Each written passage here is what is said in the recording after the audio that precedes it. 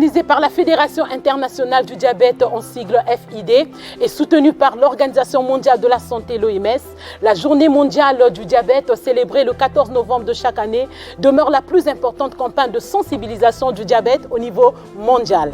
La place de l'infirmier dans la prise en charge du diabète est le thème retenu pour cette année. Le tour de la question avec le docteur Elinga Bongo dans Urgence Santé. Pour le sommaire, nous aurons en premier lieu un petit reportage sur la question. Nous viendrons ensuite pour un entretien avec le docteur Elinga Bongo. Puis juste après la rubrique info, nous reviendrons sur le plateau pour le programme de dépistage à l'occasion de la Journée mondiale du diabète. Connaître sa maladie, c'est vraiment très important pour nous les diabétiques. Parce que sans connaître ta maladie, tu peux passer à côté vraiment. Les infirmiers jouent vraiment un rôle très important parce que sans les infirmiers, nous, on ne peut pas vivre vraiment en bonne étape. Parce qu'on nous donne vraiment des instructions, comment on doit s'entretenir avec la maladie, qu'est-ce qu'on doit manger, surtout nous les diabétiques, qu'est-ce qu'on doit faire pour ne pas chuter vraiment, pour revenir vraiment à l'hôpital. Vraiment, ça nous aide vraiment. Comment j'ai su que j'avais le diabète? Tout a commencé par certains symptômes. J'ai commencé à avoir des urines abondantes. J'avais tout le temps l'envie d'uriner, une soif abondante également. Je prenais tout le temps de l'eau. J'étais tout le temps fatiguée. Donc ces symptômes m'ont emmené à faire un bilan sanguin. Quand je suis allée à l'hôpital, j'étais diagnostiquée à l'étranger, c'est à titre de rappel. Donc quand je me suis fait diagnostiquer, c'est là où j'ai appris, le médecin m'a informé que j'étais atteinte du diabète, et précisément le diabète de type 1. Pour moi, je pense que connaître sa maladie, c'est très important parce que cela nous permet de bien gérer d'abord son statut, être responsable et savoir quelles sont les habitudes de vie à développer pour pouvoir vivre longtemps avec cette maladie. La place de l'infirmier, c'est surtout celui du père éducateur. Parce que vous devez savoir à titre de rappel que le diabète est d'abord une maladie chronique. Et pour vivre avec une maladie chronique, nous avons besoin d'avoir des connaissances adaptées pour la bonne gestion et pour pouvoir avoir de nouvelles bases de vie. Cela fait 12 ans que je suis diabétique et vis-à-vis des consignes que le docteur nous a prescrites, on essaie de les respecter pour pouvoir mieux faire face à cette maladie qui nous préoccupe souvent. J'ai plutôt été brusquée au début, mais à présent, ça va mieux. C'était un peu difficile, mais avec le temps, on s'améliore, on s'habitue avec. Oui, en tant que patient d'abord, nous devons de respecter ces consignes données par le docteur parce qu'il est primordial et c'est pour notre vie et notre santé. La relation entre le personnel soignant et le médecin serait qu'ils puissent mieux connaître les patients, ce qui est primordial parce que le personnel soignant sont les personnes les plus proches des patients diabétiques. Et par rapport à cela, il pourrait améliorer et alléger les charges aux médecins pour pouvoir mieux nous soigner. Docteur Elinga Bongo, vous êtes diabétologue endocrinien, chef de service de diabétologie à l'hôpital général Adolphe Cissé. Et je rappelle que c'est la énième fois que vous venez sur ce plateau de l'émission Urgence Santé pour participer aux différentes thématiques sur le diabète. Aujourd'hui, nous allons parler de la place de l'infirmier dans la prise en charge du diabète, thème qui a été retenu d'ailleurs pour la célébration de la Journée mondiale du diabète pour cette année. Alors, dans quel but? Pourquoi célébrer la Journée mondiale du diabète? Alors, pourquoi célébrer la Journée mondiale du diabète? Cette journée qui se célèbre donc le 14 novembre de chaque année est décidée par la Fédération internationale du diabète, qui est une entité qui rassemble toutes les associations des diabétiques dans le monde. Alors, ça compte plus de 200 associations de diabétiques et c'est eux qui ont pu peser de leur poids au niveau mondial, au niveau de l'OMS, au niveau de l'ONU, pour faire valider cette journée mondiale depuis 1991. Et rappelez que ce 14 novembre, c'est la date de naissance de celui qui a créé, donc, qui a découvert l'insuline, le Canadien qu'on appelle Banting. Donc c'est comme ça que l'humanité, pendant cette journée, essaie de faire des activités pour essayer de parler du diabète, mettre à jour des connaissances, sensibiliser et ainsi de suite. Alors si le but principal est de sensibiliser, comme vous venez de le dire, que peut-on déjà retenir de la maladie du diabète et de son origine? Alors voilà, il faudrait toujours que les gens soient au courant de cette pathologie puisque nous sommes au 21e siècle et que par l'origine du diabète, c'est une maladie qui date de 1500 ans avant Jésus-Christ. Donc pour dire que cette vieille maladie, jusqu'à aujourd'hui, reste très très ignorée. Donc pendant ces journées, nous voulons bien sensibiliser l'opinion sur le b.a.-ba pour que les gens comprennent un peu c'est quoi le diabète. C'est quoi le diabète, oui? Le diabète, le commun de mortel, c'est que c'est la maladie du sucre. Le sucre, oui. Maladie du sucre. On parle de diabète sucré. Voilà, c'est réellement ça, ce diabète qui est dit diabète sucré. Et les gens ont tendance à croire qu'on prend trop de sucre, on devient diabétique. Mais oui, c'est la maladie qui est juste due au fait qu'un organe qui est dans notre corps, qui s'appelle le pancréas, et qui ne fonctionne plus. Et donc quand il ne fonctionne plus, le corps n'arrive plus à maintenir le taux de sucre à la normale. Donc ça veut dire que Dieu, quand il a fait ce corps, nous avons toujours du sucre en permanence dans notre corps. Il y a un seuil, hein? Un seuil qui est là. Donc ce seuil, s'il est dépassé, on devient diabétique. Et on dépasse ce seuil, pas seulement parce qu'on consomme beaucoup de sucre, mais c'est parce que celui qui normalise l'utilisation de sucre. Le dysfonctionnement du pancréas. Voilà. Qui donc nous donne l'insuline, qui n'arrive plus à normaliser le taux et on devient diabétique. Alors, comment savoir qu'on a le diabète? Est-ce qu'il y a des signes particuliers?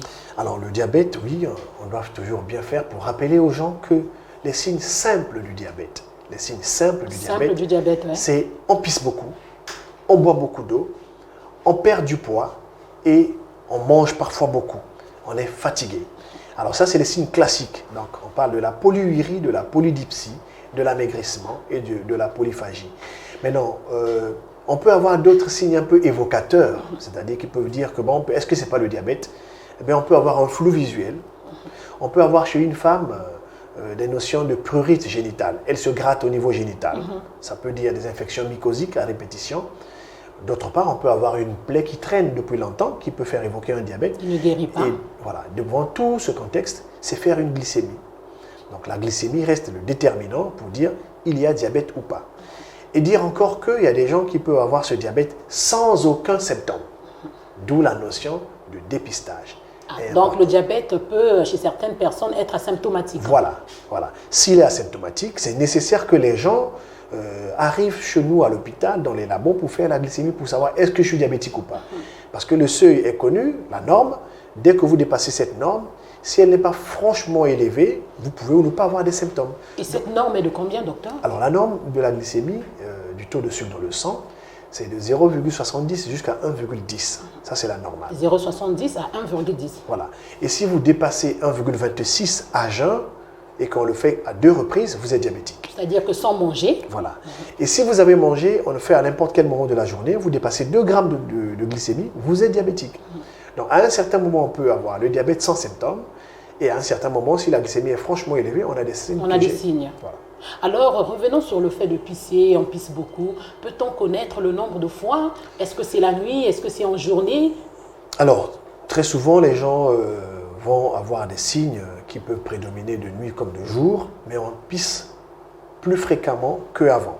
Donc, je prends l'exemple de la nuit, on pouvait se réveiller une fois pour aller aux toilettes, mais si on commence à se réveiller 3, 4, 5 fois la nuit, et ça doit tiquer. Voilà. Et on pisse en grande quantité. La Covid-19, docteur, est en plein déclic dans notre pays et cela n'empêche que nous puissions vous poser la question que voici, surtout que partout dans le monde, on parle de la seconde vague du coronavirus.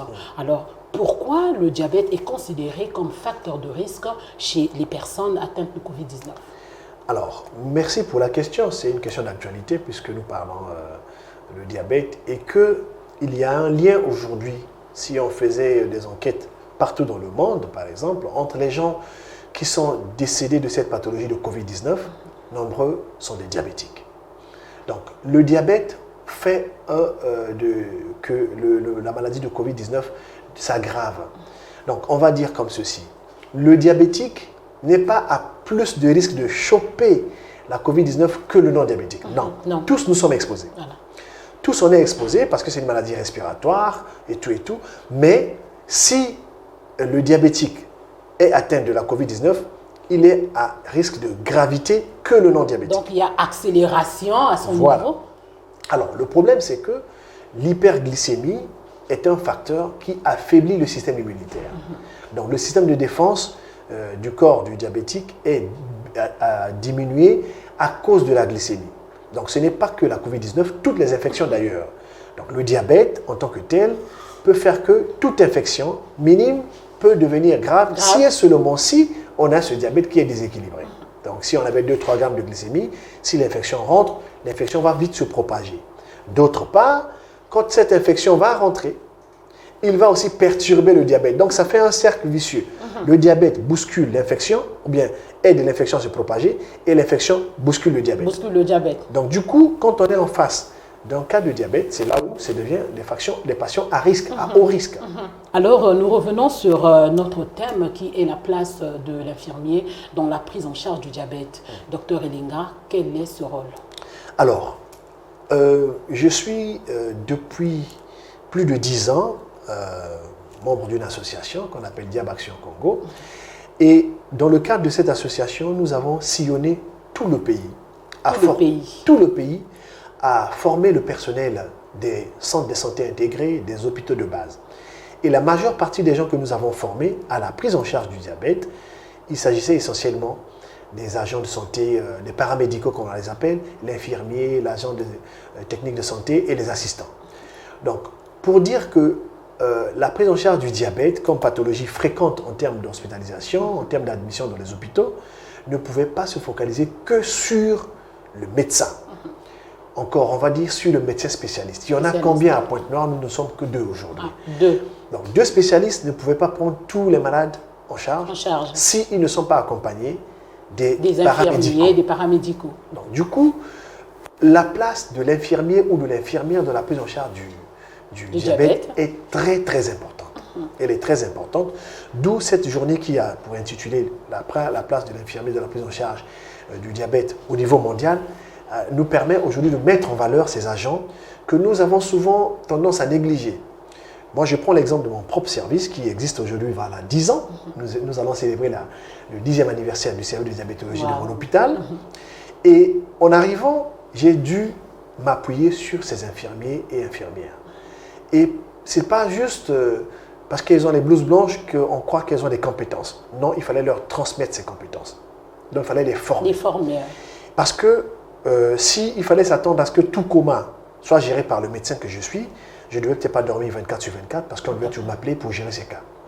Et parce qu'on les a formés, ils sont en mesure aujourd'hui de prendre en charge un coma diabétique, fût-il hypoglycémie ou hyperglycémie. Elles savent ces méthodes, ces protocoles, comment mettre en place un protocole, comment surveiller. Et elles ne sont pas juste à l'exécution. Elles peuvent aussi orienter le diagnostic par rapport à la pathologie du diabète, qui est une pathologie spécifique, puisqu'elle travaille dans un service comme le mien depuis 10 ans. Donc, on doit s'appuyer sur ces personnels, partout où nous sommes, puisque j'ai parlé du Congo, où j'ai sillonné, j'ai formé.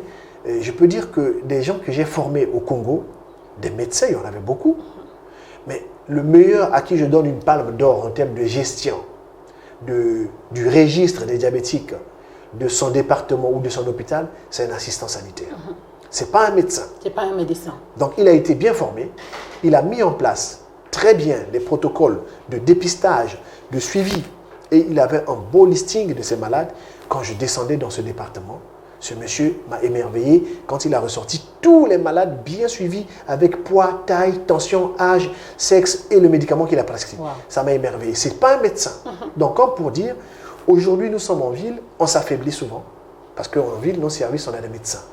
Mais quand on est en périphérie, je prends à Ifondo, je prends à Bouanella.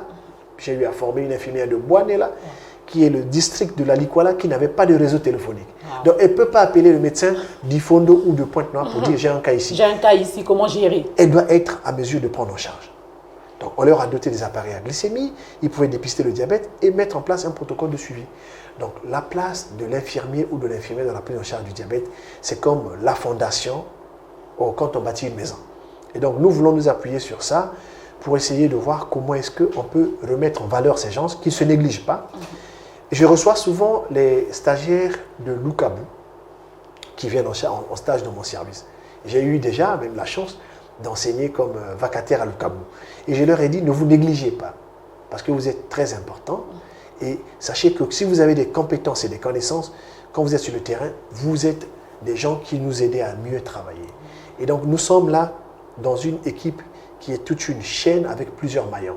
Et les personnels paramédicaux, c'est un maillon très important. Et qui nécessite une franche collaboration. S'ils sont faibles, on ne peut pas être efficace. On ne peut pas être bon spécialiste comme nous sommes aujourd'hui pour dire je suis bon, c'est comme ça que tout marche. C'est faux.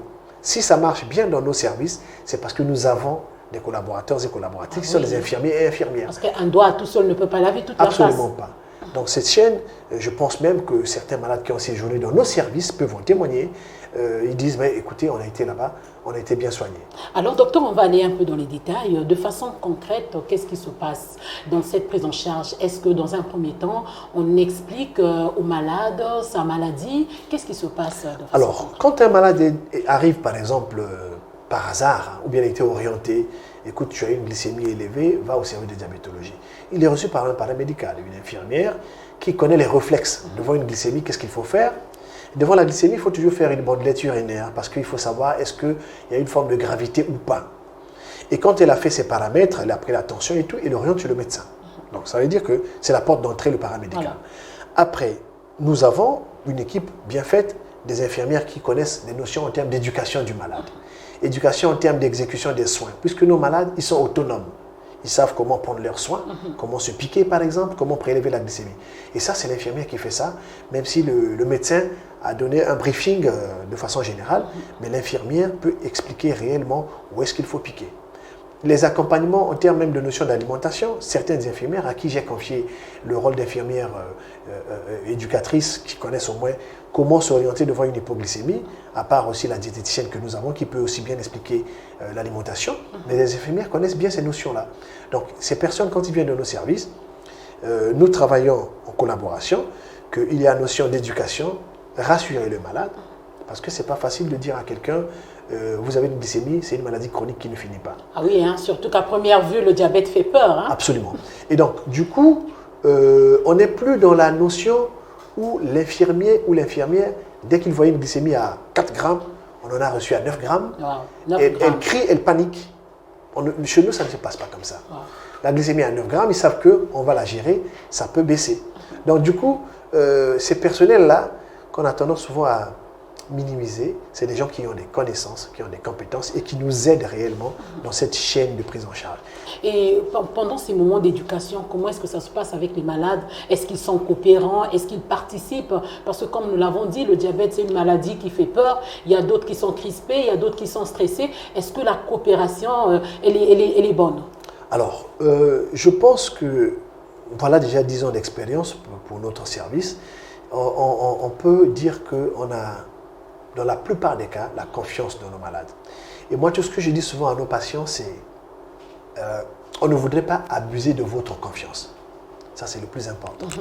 Pour que quelqu'un se confie à vous, il faut prouver que vous méritez sa confiance. Ah ouais. Voilà. Et c'est là où et pourtant, dans notre hôpital, on a un psychologue. Mais le psychologue n'a jamais vraiment pris part active, on va dire, dans les termes d'annonce du diagnostic ou d'accompagnement. On le souhaiterait bien, on devait même avoir un psychologue pour notre service. Parce que ce n'est pas facile de dire à une maman que ton fils de 4 ans a le diabète. Le diabète. Vous comprenez? Donc c'est une collaboration qui part de la confiance et les infirmiers et infirmières, on les a appris à mettre un peu leurs compétences sur le terrain qu'ils ont appris. Et moi, j'ai toujours dit, tant que vous ferez ce que moi je vous ai appris, je pourrai toujours vous défendre bec et ongle. Mais si vous commencez à apporter par exemple les notions de la rue à l'hôpital, alors que ce n'est pas ça, je prends l'exemple de la notion du diabétique qui ne peut jamais être perfusé de glucosé. Docteur, vous avez emboîté le pas en prenant le terme médecin de la rue. Alors une question simple, qui est véritablement le personnel soignant? Parce qu'on a comme l'impression, dès qu'une maladie est déclarée, tout le monde devient médecin, l'entourage et tout. Qui est véritablement le personnel soignant? Alors, le diabète en tant que pathologie, on ne devait peut-être pas soigner sans entourage. Mais on devait être lié à la source qui est donc nos services spécialisés pour avoir des informations les meilleures. Donc nos malades se confient parfois à tout le monde. On a même en termes de maladie chronique la notion du patient expert, c'est-à-dire un patient qui vit longtemps avec une maladie, qui en possède une certaine expertise, qui peut éduquer d'autres malades. Mais attention qu'il éduque en bien. Donc le personnel soignant qui a appris peut transmettre cette compétence et le malade peut relayer. Mais il nous arrive souvent d'être dans l'embrouille avec nos malades parce qu'ils écoutent tout le monde. Voilà. Tout le monde qui met la blouse blanche n'est pas médecin, n'est pas infirmier, ainsi de suite. Mais pour nous qui avons un service où on a formé les gens pendant longtemps, on peut avoir cette confiance-là. Donc du coup, on voudrait bien que les gens, quand ils viennent, quand ils s'ouvrent à nous, et nous, qu'on n'abuse pas d'eux. Et c'est ce que nous faisons avec les infirmières réellement, en disant, vous voyez nos malades, si vous les frustrez, ils peuvent sortir pour être récupérés dans la rue par des gens qui n'ont pas ces compétences-là. Donc du coup, le maître mot, c'est la confiance. Oui, vous faites bien d'utiliser encore le terme frustré, docteur, parce qu'actuellement, on parle du mauvais accueil dans les différents centres hospitaliers de la place. Oui. Docteur Elenga, à votre niveau, est-ce que vous avez déjà été confronté à ce genre de problème? En termes de maladies chroniques, si vous ratez cet accueil-là, sachez que tant qu'on entend la maladie du diabète, maladie chronique, les gens iront toujours pour chercher une solution ailleurs. Donc le maître mot, c'est l'accueil, ça doit être en termes de confiance. Il arrive qu'on ne se comprenne pas avec nos malades. Même moi-même le médecin, on soit mal compris. Il arrive que notre rigueur soit perçue comme de la méchanceté. Ouais. On dit souvent, il est méchant. On n'est pas méchant. Au fait, nous qui connaissons ces maladies, nous qui connaissons les conséquences fâcheuses de ces maladies, nous sommes mieux pour dire aux malades, attention, attention, il faut bien te comporter, ainsi de suite. Et l'approche aujourd'hui en termes d'éducation thérapeutique ne voudrait pas qu'on fasse peur. Parce que les gens peuvent aussi aller défier cette peur-là. Pour dire, de toute façon, c'est ma vie, je m'en fous. Voilà. Il y en a comme ça. Oui. Mais non, on doit les faire comprendre que ensemble, nous appelons ça le pacte thérapeutique. C'est un pacte entre le malade, le contrat entre le malade et son médecin. Si le contrat-là est établi, le gagnant, le premier, c'est d'abord le malade. Ouais. Le médecin ne gagne pas peut-être de l'argent comme les gens le pensent souvent, mais il gagne la vie du malade. Il est l'homme le plus heureux. Et c'est le plus important. Donc du coup, l'accueil doit être soigné. Et nous essayons de donner le meilleur de nous-mêmes. Il peut arriver que les gens se plaignent, mais on peut dire, si on menait des enquêtes de satisfaction, sur 10, on trouvera 7 à 9 satisfaits, peut-être un qui n'est pas satisfait. Ça arrive. Et jusqu'où peut aller ce rôle du personnel soignant? Parlons bien de la personne malade. Est-ce que c'est jusqu'à ce que la personne sorte de l'hôpital? Est-ce que jusqu'où peut s'arrêter? Alors, ça dépend du contexte. Nous mettons en place tout un protocole de suivi. Il y a des gens, par exemple, qui sont hospitalisés pour des plaies. La plaie du diabétique, c'est une plaie qui peut mettre du temps à cicatriser. Cette plaie ne cicatrise pas à l'hôpital. Donc, il y a des malades qui sortent avec leur plaie, quand elle est bonne, propre et tout, et qui peuvent bénéficier des soins d'un soignant à domicile, moyennant peut-être motivation en termes de déplacement et tout, parce que vous savez, le malade peut être à Vungu, vous êtes à Mvuvu, c'est pas la même chose. Donc il dit, bon écoutez docteur, on peut le déplacer et pour qu'il vienne soigner à la maison. Donc le malade est accompagné par le soignant. Par le soignant. Alors parlons des techniques d'autosurveillance. Qu'est-ce que le malade doit concrètement savoir? Alors pour l'autosurveillance, puisque nous savons que plus on surveille, plus on essaie d'ajuster le traitement, on est peut-être plus efficace. Donc ça rentre aussi dans l'autonomisation du malade. Il y a malheureusement que sur 100% de nos diabétiques, peut-être 10 à 20%, ou peut-être encore moins, ont des appareils de contrôle. Donc si on en avait, le malade pouvait surveiller bien ses glycémies à la maison. Quand il vient au contrôle, présenter une feuille que voilà, docteur, j'ai fait tel jour, matin, soir. Mais permettez, docteur, pourquoi ils n'ont pas ces appareils alors que c'est crucial, c'est important pour leur suivi? Alors, nous sommes dans un contexte où on a encore des malades que nous gérons qui sont majoritairement dépourvus de moyens financiers totalement. Et donc, ça fait un peu un frein à cela. Mais cela ne nous empêche pas de les bien soigner. Voyez. Et pourtant, on peut se taper le luxe pour dire 60 à 70% de nos malades sont très bien soignés. Très bien soignés. Donc, pour dire que le manque de cet appareil d'autocontrôle ne fait pas un creux dans le suivi. Mais quand on l'a, c'est meilleur. Surtout pour ceux qui sont sous insuline. Donc, nous les autonomisons à surveiller, à mettre en place les carnets, mettre les glycémies, date et heure, pour voir quelles sont les fréquences des hypos, des hyper, comment on peut ajuster. Et on leur donne d'ailleurs des notions d'ajustement du traitement à la maison. Si ta glycémie n'est pas bonne, tu peux changer au bout de temps ta dose d'insuline. Si elle est trop basse, ben, tu peux te sucrer déjà, c'est important. Et puis ajuster ta dose en la diminuant. Alors parlons de la notion alimentaire, qu'est-ce qui est enseigné de façon concrète? 1, on mange ce que l'on a.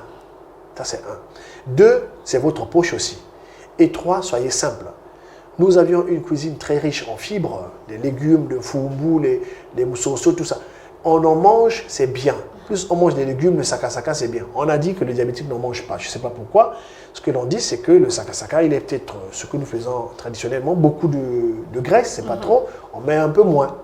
Donc on mange à sa faim. On a des aliments que l'on dit à éviter, c'est surtout les sucreries. Ouais. Hein. Et quand on dit sucreries, on doit préciser. Parce que tout ce que nous mangeons est du sucre.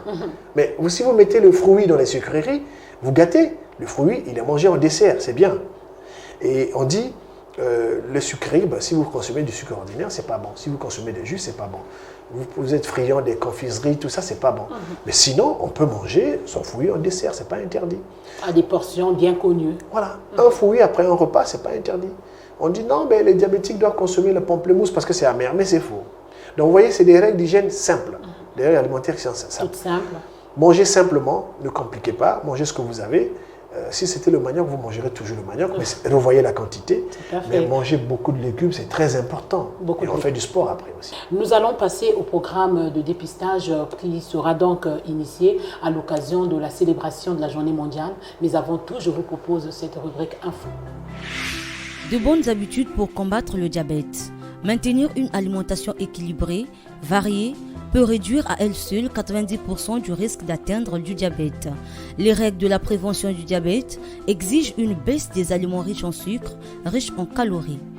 Bannir les jus industriels et les boissons gazeuses qui n'apportent rien à l'organisme si ce n'est que des éléments néfastes. Les jus frais, préparés à la maison, doivent être consommés sans sucre ajouté. Baisser la consommation des pâtisseries, biscuits, chocolat. Il est mieux de faire ces gâteaux et délices à la maison parce qu'ils sont beaucoup moins sucrés et donc moins dangereux pour l'organisme. La consommation de l'alcool est à bannir. Privilégiez les bonnes graisses au dépens des mauvaises. Elles sont présentes dans les huiles végétales, poissons gras et fruits secs. Les mauvaises, à savoir les acides gras saturés et surtout les acides gras trans, sont contenus en grande quantité dans la viande rouge, les abats en particulier, les fromages durs, les fritures et les produits sucrés industriels. Et au lieu d'acheter des baguettes, optez pour le pain complet et généralement les aliments frais de blé entier. Ces derniers sont riches en fibres, des alliés contre la prise de poids et l'hyperglycémie. On les trouve également dans les légumineuses, les fruits séchés et les légumes verts. Alors, docteur, nous arrivons à la fin de notre entretien. Qu'est-ce qui est finalement prévu à votre niveau pour célébrer la journée mondiale du diabète qui aura lieu le 14 novembre prochain? Alors, merci donc pour ce plateau encore et la question. Nous avons spécifiquement prévu une séance ou bien des sessions de partage. Partage, donc on va d'abord former. Voilà, on a parlé de. Il y aura une formation. Voilà, on va faire 2 journées de formation du personnel paramédical. Donc, par le truchement de la direction départementale, on voudrait bien inviter quelques infirmières de certains centres de santé intégrés, les infirmières de nos hôpitaux. On va faire 2 jours de formation pratique sur le diabète. Ces notions sont toujours parfois vues d'esprit, parfois apprises et oubliées. On va mettre à jour ces notions. 2 jours de formation du 12 au 13.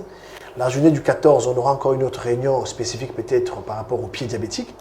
Et on fera le lancement, l'ouverture des dépistages du diabète qui auront lieu à l'hôpital Assissé, au centre, à la direction départementale de la santé et au cabinet privé du diabète où j'exerce souvent à la base. Pourquoi? Et les horaires? Alors, ce serait le matin. De 8h à 10h, on va couvrir 2 semaines pour éviter les attroupements, puisque le contexte épidémiologique oblige.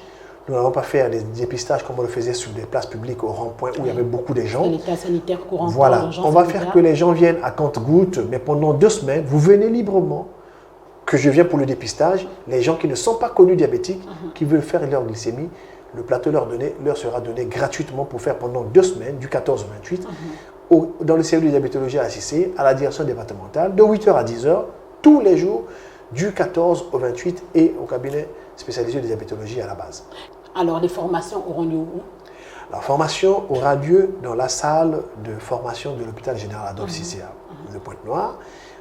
On va aussi respecter scrupuleusement les mesures de distanciation. Nous avons une salle de 100 places mais nous allons faire au moins une trentaine de personnes. Donc les gens seront assis. Pas 50 pour faire un peu de... Alors, on verra, mais plus c'est nombreux, plus les gens sont inattentifs. On va vraiment s'orienter sur les gens qui veulent vraiment apprendre. Qui veulent vraiment apprendre. Voilà, il y aura de la théorie, il y aura de la pratique. Mon équipe et moi-même, on va travailler sur cela pour enseigner comment piquer l'insuline, comment prendre la glycémie. Il y a des infirmières qui ne savent pas le faire. Donc ce serait du partage ces 2 journées-là en termes de pratique. Alors, docteur Elenga, merci. C'est donc la fin de notre entretien qui a porté sur la place de l'infirmier dans la prise en charge du diabète, thème qui a été retenu pour la célébration de la Journée mondiale du diabète. Alors, merci de l'avoir suivi. Urgence Santé vous fait gagner en santé.